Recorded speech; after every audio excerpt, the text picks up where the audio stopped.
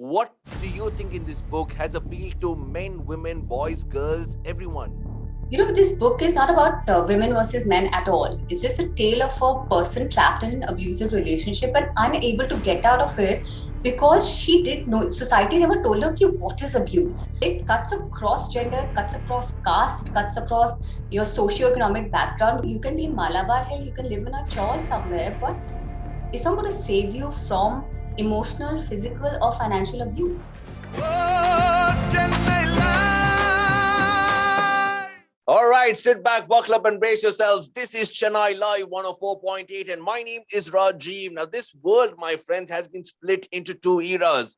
You know it, a pre-COVID era, a post-COVID era. There was also an era where we had men dominance, and there is an era where we have women empowerment. And also, my friends, there is an era where you're happy, and there's an era when you're married. All right, they're two different things completely. So, well, you know what, my friends, marriage, the madness in the method, ever since it was to what it is, remains the same. It takes guts for us to come out and speak about what happens behind those four walls, what happens behind those closed doors, what exactly happens. It takes guts to come out and say and speak about this. I must tell you, my friends, the reality of marriage and the real, what you see on Instagram and Facebook, the reality of marriage is very, very different. Today, I have with me someone who's a voice for the echo of change. And her pen truly is much mightier than a sword or a failed marriage. And her vision is on the brighter future and the much brighter future. The author, the speaker, the journalist, and an icon for way too many women and society as well, Miss Meghna Pant. Hi, how are you? Thank you, Rajiv. What a lovely introduction. Lovely to be back on your show. I'm I looking know, forward good, to our good to have chat. you back. And I must tell you something. Now I can see you. For those who can't see you, I must tell them that you're aging backwards. That's the only thing that's changed about you. You're looking younger, better, nicer, fresher. I'll tell you what the reason is. It's not makeup. It's a success of Boys Don't Cry. Truly, it is. you know? Thank you so much. Congratulations. Thanks for saying that. Congratulations, Meghna. Success and you are not strangers. You're our friends for a very long time.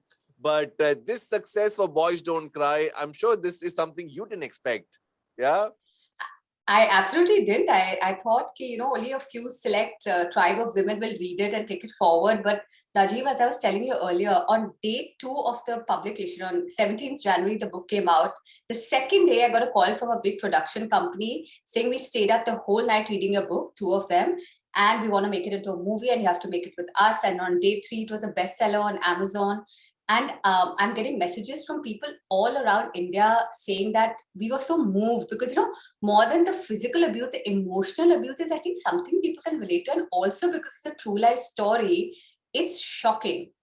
So I think it's just taken people, everybody's told me it's unput downable, like they've read it within 3 hours and just couldn't put it down. So I wasn't expecting this kind of response, honestly. So I'm very grateful, very touched, and I'm glad the conversation is going forward.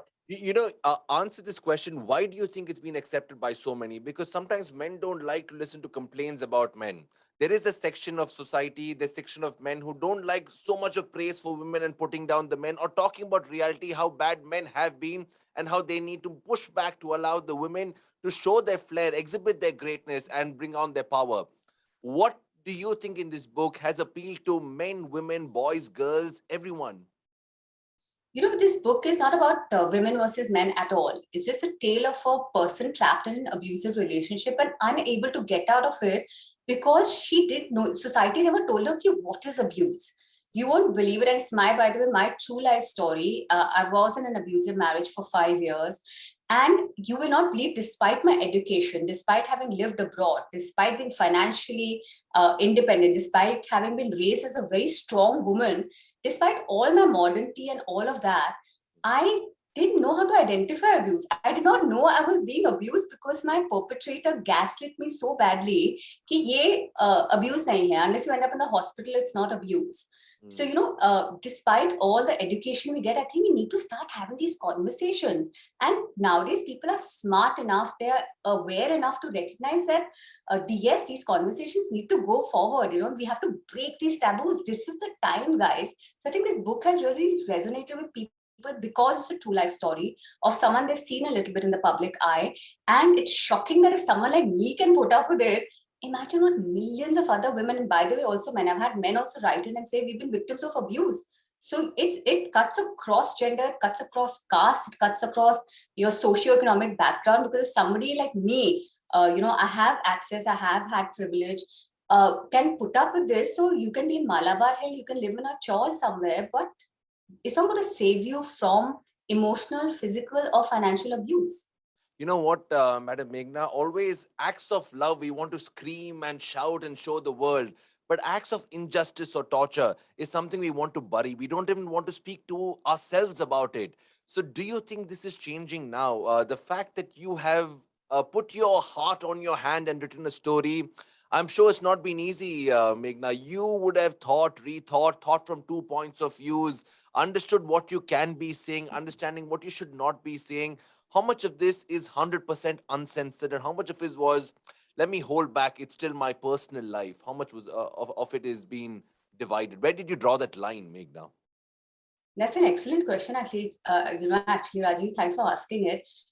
This was 13, 14 years ago that all this, the events I've narrated in my life happened to me. It took me years to be able to speak up about it. And this book has been in the making for 8 years because I just didn't know how to approach it. I said, from what, like you said, how honest should I be? How much should I hold back?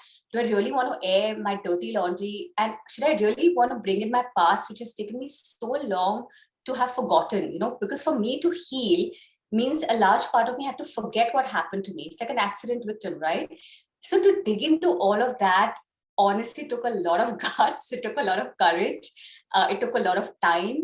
And I remember I wrote this book when I was pregnant with my second girl, with my second daughter. And my husband, who's, by the way, the nicest guy I've ever met, a gentleman, a truly evolved, beautiful soul. He looked at me and he said, "Do you really want to rake up all these, emotions and issues while you're pregnant?" But I said, "Abhi nahi to kabhi nahi." Because, women need to start speaking up. And I have a platform, I have a voice. I want to take it forward, and me being honest about my experiences, no matter what the repercussions are, will inspire hopefully at least 100 more women to speak up. It'll help them change their life, it'll help them identify what is abuse and then find the courage, because my story is also a story of hope, because you see that there is a happy ending, right? Not just in the book, which is, In by the real way, life. 90% true. In In real real life, yeah. life. So hopefully they'll take a chapter away from that and get inspired. And I hope, guys, please look at me. There's literally light at the end of the Of course, and you're shining like a 1,000-watt bulb. You really are. tunnel. Okay, now tell me, every time you have written something or spoken something, be it those times of Me Too, be it the times you wrote those short stories, Meghna, you had a purpose behind it. All right. Now, today, when people say, let's go for counseling, let's give our marriage one more chance, and some people today, at the swap of a button, want to, let go of marriages. At the swiping of a right, they want to make relationships. Where does they stand? How do you fall in love? How do you realize the difference between adjusting and divorcing? Where does that line come in, Meghna? It can't be one fight we say we're gone. Where does forgiving, forgetting, and making up, and where does this element of love come in and say self love is more important than my love for you? Love exists, and that it is a part of sacrifice, understanding, and letting go. That's such another amazing question, Rajiv. I have to say that I think you're the first person to ask me this question. It's a very smart, intelligent question. And I think the answer is you will get the kind of love you think you deserve to get. And it's not about your physical, like you said, real versus real, right? What we're putting out there on social media, right? When I meet even celebrities, as I've worked as a journalist, I've met the top celebrities in India and abroad. Their real life is very different from what you imagine in public. Some people you think are very nice, but in real life they're not. Some people you imagine will be, thoda khadoos types, but they're actually very gentle, sweet souls. So you always get surprised, but you have to fight for what you deserve in life.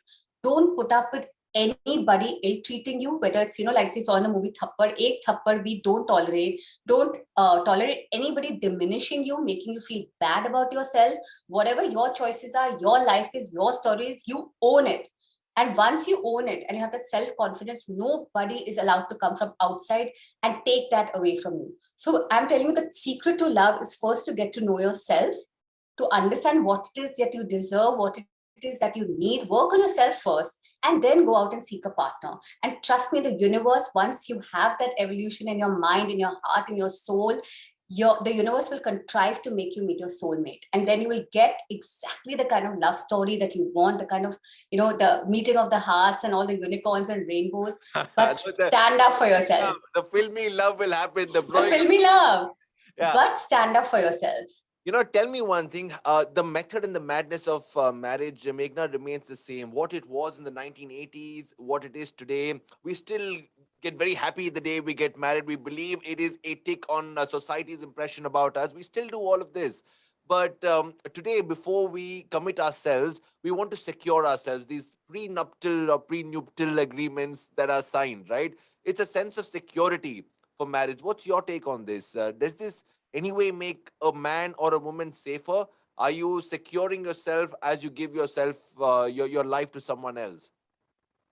Absolutely. I feel the one thing that parents in India especially need to do is the day their daughter is born, please stop saving for her shadi. Please save for her investment or her, her business or her education. The security. Save for her first flat. So that's what my parents did. When the minute I made my first paycheck, they made me invest in a flat. They were very different from other Indian parents. So growing up, in fact, they talked me out of, for example, being a doctor. I got into medical college. I've always been very nerdy, although I know I don't look nerdy, but I'm extremely nerdy in real life. Um, so they talked me out of doing medicine. So they were always very unconventional and forward thinking. So I'm saying, please be financially independent, be emotionally independent, and I think then you don't, all these prenuptials and all of that don't matter. Agar hai to great, agar nahi hai to it's also okay. What's Because your it take really on it? depends on. What's your take on it? Hai to I'm a अच्छा है, very nahi hai practical तो- person. Hmm. So, by the way, I'm a very practical person.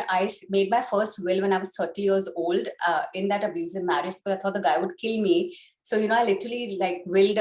Always been very practical as a human being. But if it makes you feel secure, if it makes you feel safe, because see, this is the narrative of your life, that your background. Who are you as a person? Maybe you've been raised as you're a very wealthy person who people have only come to for money. So you're protecting yourself from someone who could be the love of your life. So do what works for you as a couple and also as an individual. Ask for it. If it makes you happy, if it gives you a stronger relationship, go ahead and seize it, and your partner has to understand. So if it works for you as a couple, please go ahead and do whatever it takes, and don't think about society kya kahega, how it comes across to other people. It's none of their business. It's your private life. Well, very well said. These are strong words. It sounds so practical, but when you think about it, it's sad that people haven't implied it. And why they've not implied it, that's a bigger question. Society sometimes tells you what to do and what not to do. And, reading through your book and what people have read, and they've kind of understood what you felt what you felt, and wanted to voice out what you have eventually voiced out. Talk to me. When we are kids, our parents sometimes in anger to correct us, to make us on the right track, they hit us, they punish Yeah. us, they lock us up. That's the time we realize that it's also an act of love. It's also an act of correction. We don't look at this word abuse. So when Yeah. do you realize, talk to us about when do you realize that your husband or your wife has crossed that line of correcting temper? Yeah. And talk to me about some instances that made you realize, when did you realize that this is abuse? This enough is enough line came. When did you realize it? And how does a common man or woman realize this? You won't believe it, Rajiv. I started sleeping with a knife under my pillow because I thought my perpetrator would kill me in my sleep because he was so unpredictable. Um, I um, there was an incident. I think that was, he made me feel like I am a terrible human being. And I always used to be a very happy person. I had lots of friends growing up. I've led a happy life. But my perpetrator made me believe he took away all my self confidence. He stripped away anything good that I had in me and made me second guess it, including my friends, including my family. He isolated me from them also. Or he tried to. But that incident of sleeping with a knife under your pillow, it's like, what am I doing? This is not normal, because he had made me believe कि मारपीट तो होती रहती है in a marriage. It's very normal, and your in-laws are supposed to ill-treat you. He had made me feel, because we were living abroad, he had made me feel that these were normal things that happen behind the closed doors of every Indian marriage, but nobody's talking about it. So imagine that's what perpetrators do. These are typical signs of abuse. If you're feeling unsafe, if the partner that you're with, whether it's a woman or a man, is diminishing you, undermining you, making you feel less than the best version of yourself, please don't be with them. I'm now married to a man who loves even the worst in me. So I went from, There's I nothing went bad from in you, Meghna. I've been trying to see there's nothing bad in you. no, all of us are fundamentally flawed human beings. We have lots of bad things. But you know what I'm saying, right? Like, Yeah, yeah. find someone who loves even the worst aspects in your that you have. And I was in love with somebody who hated even the best in me. But doesn't love So change? Don't feelings change? The way you express loves change. I'm just trying yeah, to play devil's advocate. I'm not saying anyone is yeah, right. I'm not going to that part at all because any yeah, raising your voice or raising your hand, I think raising is wrong. First of all, that's yeah. my Of personal course, opinion. But yeah. coming back to that, don't you think expressions of love and ways of love and methods of love and expression change a lot? They should change. They will change. They will evolve the way you evolve and the way you change and the way your circumstances and situation changes. But remember, the one thing that should not change is the love, because that's the And central respect for your premise, right? partner.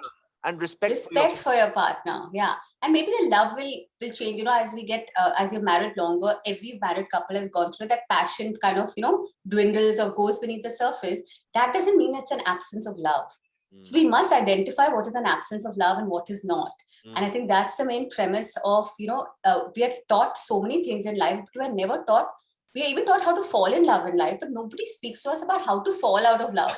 So for me, this book, this book was also about how do you pull yourself out of love when you're so deeply, madly, passionately in love with somebody. You've left your country, your family, your career, everything for that person, and they turn around and do this to you. How do you fall slowly out of love? Do you fall out of love all, at one shot, like the way we all oftentimes fall in love? We suddenly see a person, we're like, this is a person I'll spend my life with, right? And you Yeah. fall in love in an instance. It's always about a moment, right? But how do you fall out of love? Is it a moment, or is it like, withdrawing bits and pieces of yourself? It's nobody talks about that. So let's teach our kids how to fall out of love also, and do it with dignity and grace. Falling in love is a lot more easier. Falling out of love by design is very, very hard. So, Absolutely. I find your story to be a lovely love story. I'll tell you why. You didn't lose faith in love, Meghna. You didn't lose faith in marriage. You believed in the institution, you believed in yourself, and you believed in this emotion of love. And that is the magic. I don't know whether you went searching for it or it came like a breeze that just took you away. But do you still believe in the institution of marriage? And do you think today's world or today's India still needs this stamp of, yes, I am married and I'm in love, or I'm in love? It doesn't matter if I'm married or not. Where does this acknowledgement of marriage come in? And how come you never lost faith in marriage and love? I always feel like the way people treat you sometimes is not a reflection of you, it's a reflection of them. So if somebody is treating you badly, especially when it's an intimate partner, they'll make sure that you think it's your fault, right? They'll say you are asking for it or you deserve this. No, guys, please keep this in mind. It is a reflection of them. There's something wrong with that person. There's something fundamentally wrong with the way they've been raised. So that onus of the lack of love is not on you, it's on the other person. So keep that in mind. And I believe in the institution of togetherness. So if you think that it helps your togetherness to be married and to have that, certificate, great, good for you. I have a lot of friends who are not married, but who have had kids. I have a lot of friends who are living in. I have a lot of friends who are best friends with their exes. Most of them want to kill their exes. I have all kinds of friends. And these narratives of love in each and every form work.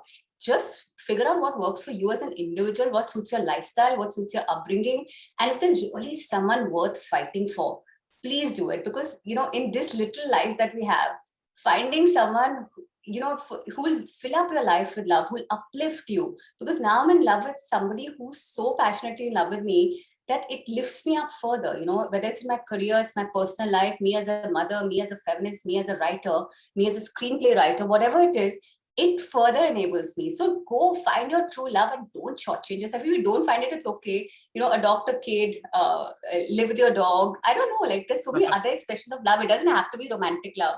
It can be like a fish. I don't know, fish that you love and can pour yourself into. It can be just your work. I mean, I love writing so much.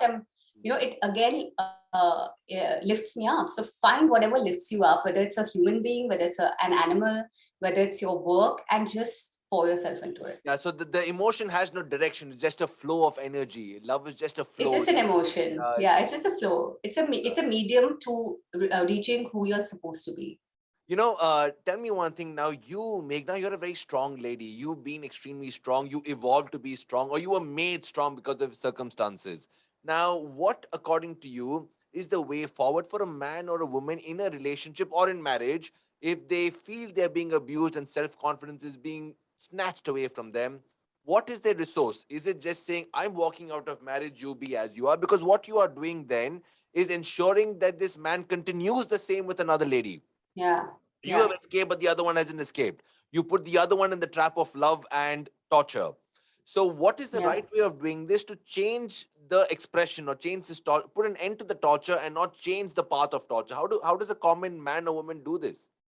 What's the way forward? Uh, I think the The first thing a solution. person should do, yeah, the first thing you have to do is to get yourself out of the site of violence.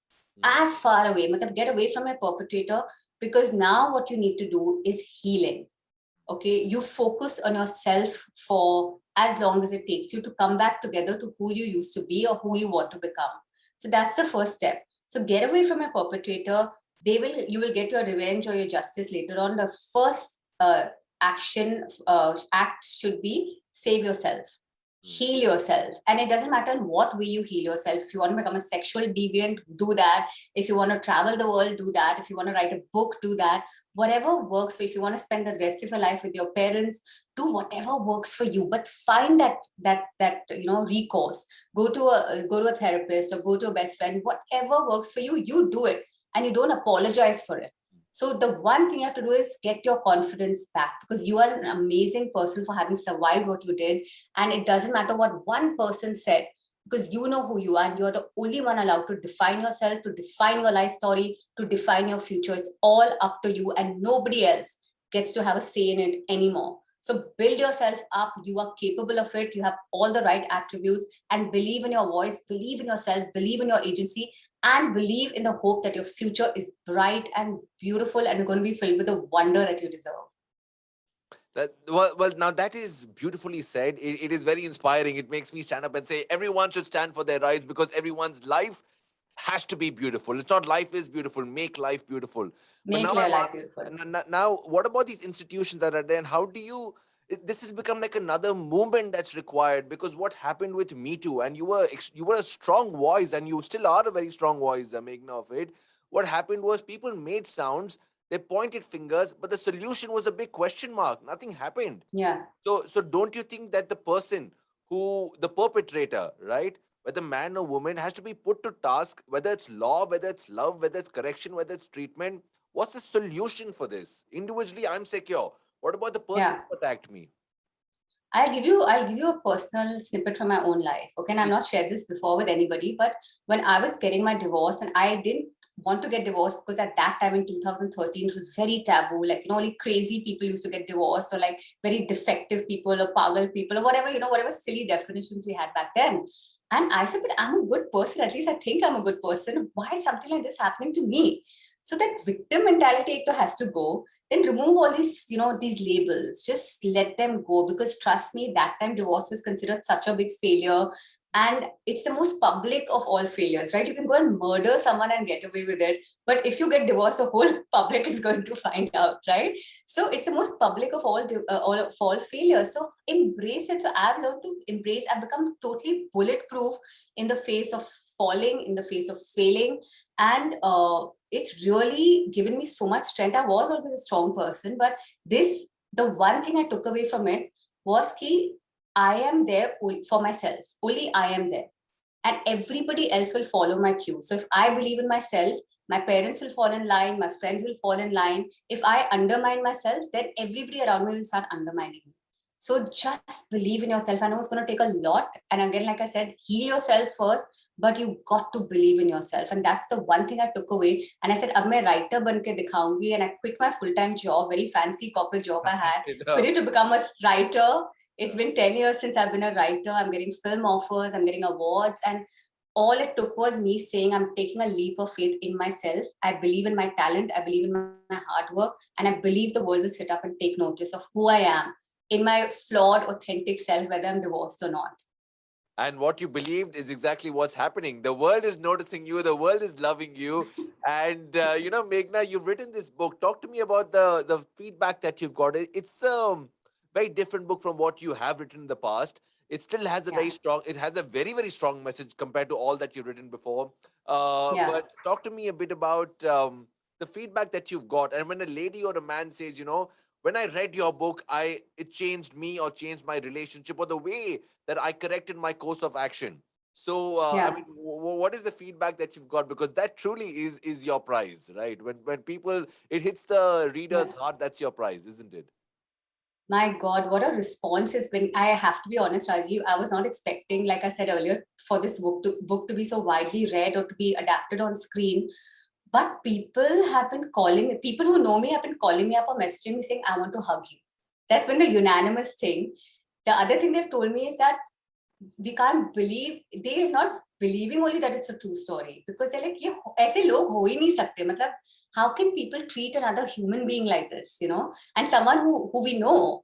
So I think people were just in shock that others are capable of dehumanizing a woman in this way, especially in terms of the emotional abuse. So I think going behind that closed doors of a marriage, what actually takes place, the way I explained it is very different from what happened, right? Because I was also forming my own, processing what had happened to me. It took me a long time to come to terms with what had happened to me. So I think this book captures it all. And the one response has been that we couldn't put it down. That's been the unanimous response. People have been like, we are at work and we are like, instead of working, we're sitting and flipping through a book. We've not slept, we've not eaten, we've ignored our kids, we've ignored our boss, just to be able to finish a book. They finished it in 3-4 hours without getting interrupted. And all of them, the best compliment, of course, was by someone who said, I've never felt such emotions since reading The Kite Runner. So I think that Oh, was, because for me, wow. Kite Runner is like up Look at there, right? that. Amazing, amazing one. Right. So that's a lovely comparison. That's something you'll hold with you for a very, very long time. Now, Absolutely. taking forward what all you have done and what you aim to do. Now, in terms of society, you've been a voice for women's change for a very long time, Meghna. Through books, through talks, through TEDx speeches, through being a part of expert panels. Have you seen the change that you want to see? Are we in the right direction, or are you saying, hold on, we've been trying our best, but the results are not worthy enough in terms of women empowerment, women security, and justice for women? Talk to me about where do you see that aspect of it? I think we've taken great leaps and a huge progress has been made. We're just very impatient as a generation, I feel. I'll give you my own example.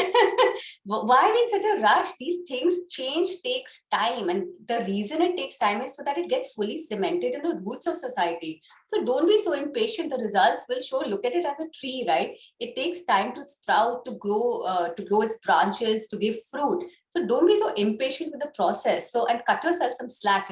I look at my own grandmother, my Nani ji, was not even sent to school. She was uneducated. She raised my mother, who was sent to the best schools in Shimla, who became a gold medalist at Punjab University and who retired as a chief commissioner of income tax in Mumbai. Strong lady, very, very powerful, very intelligent.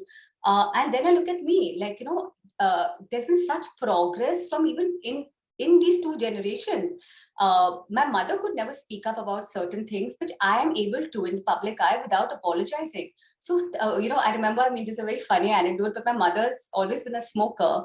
And I remember I don't smoke at all, but I used to be so embarrassed seeing my mother smoke in public when I was growing up. I used to be mortified because everybody would look at her, people would comment, like, "Ye kya kar rahi hai?" But my mom was such a strong feminist. She said, this is who I am. I refuse to apologize and I will smoke in public. She would never hide like other women would, scurry to like find a little cave to go inside and smoke. She said, I refuse to apologize for who I am. Look at the lessons she was teaching me. Correct. So, I mean, it's just, the habit is not the same, but of course, the yeah, attitude is the the same. lesson, the Yeah. attitude is the same. So look at the progress we've made. So I think let's not get impatient with ourselves. We are leaving a better world for our kids. Let's just keep that in mind. Meghna, last few questions that I have for you. You said this very nicely now that we're getting very impatient as a society, correct? As a generation, we're getting very, very impatient.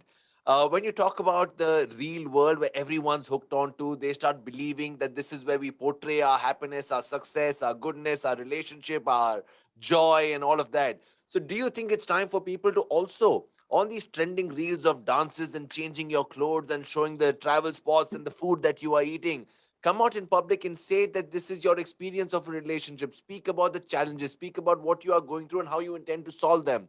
Don't you think there should be a more one-to-one platform? Because there's no expert panel for a failed marriage. People who are married are experts by themselves.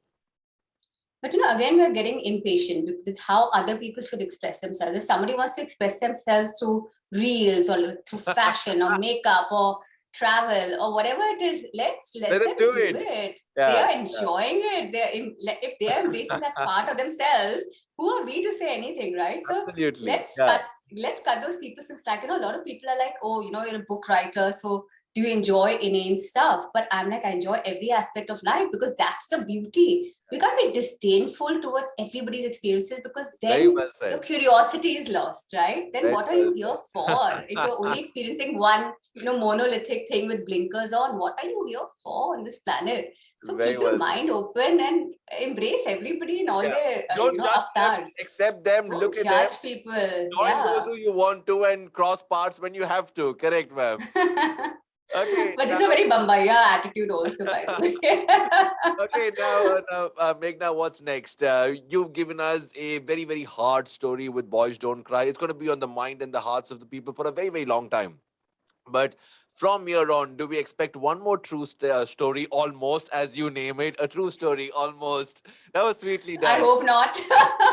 No, but a story about I think love. I, The yeah, sequel to this can be such a wonderful story, Meghna. it would actually, the sequel, you're right, actually, Rajiv. Thanks for saying, I never thought of that. Sequel would actually be a wonderful story, but I'm actually working on something completely different. Me, I'm very genre defying. Like my publisher is always very confused. Like we don't know what she's going to come up with next. Because I've written short stories, non-fiction, feminism books. I've written novels. I've written true to life, slice of lives and all, slice of life and all that.